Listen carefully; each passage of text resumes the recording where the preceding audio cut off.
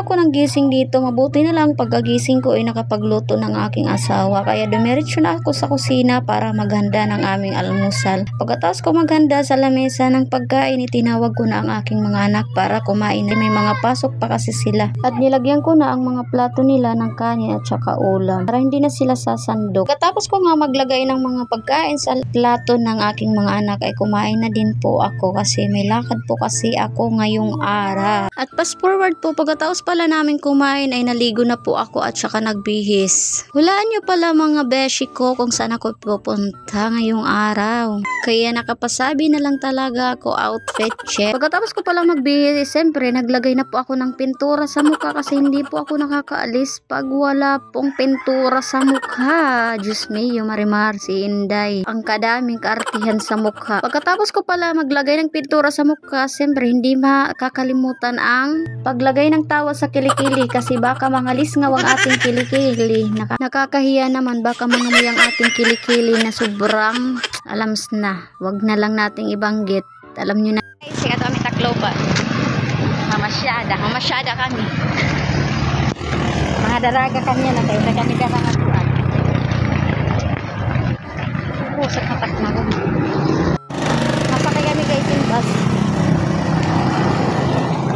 Kalakat na pag-urada. So ayan na nga mga beshi ko, pumunta na kami dito sa may terminal ng San Miguel para sumakay ng bus para Tacloban. Ang kasama ko pala dito ay ang aking hipag na si Carla. Siya pala ay nagpasama sa akin pagkuha ng live bird. At nang makasakay na nga kami, mabuti na lang talaga ay hindi kami nag-standing position dito kasi ang puno kaagad pagkasakay po kasi namin. At fast forward na lang tayo, andito na pala kami sa Gaisano, Real. Diyos mio, Marimar.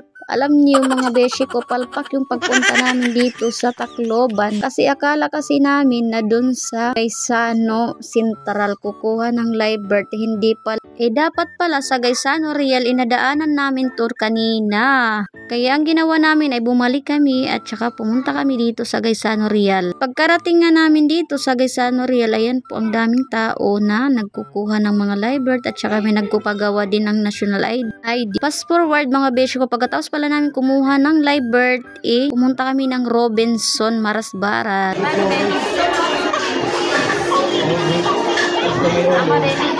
Amo da.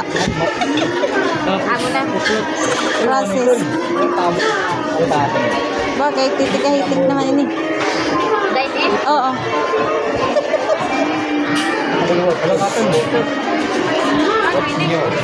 Cash ada itu cash.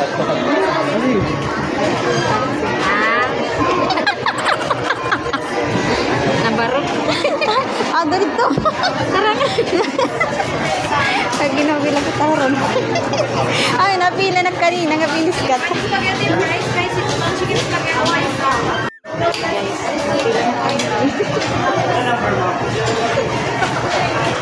Napila na kanina, kailangan pa ngayon ngadto. At alam nyo ba mga beshi ko, sobrang natatawa talaga ako dito sa pag-order namin sa Jollibee. Diyos ko po, nauwat kami ng aking hipag. Mabuti na lang talaga, may lalaki na mabait. Kaya tinuruan muna kami kung paano makapag-order. So guys, sipa ulit na kami. Nag-snack lang kami. Pag-order palpak. Haroy, Diyos me, yung harimar. Sasabtan yung makinukoy lang. Waray. Pagkuhan live bird palpak giyap. Aray, Diyos ko. So paano ba yan mga beshi ko? Hanggang dito lang ang video na ito. Thank you for watching.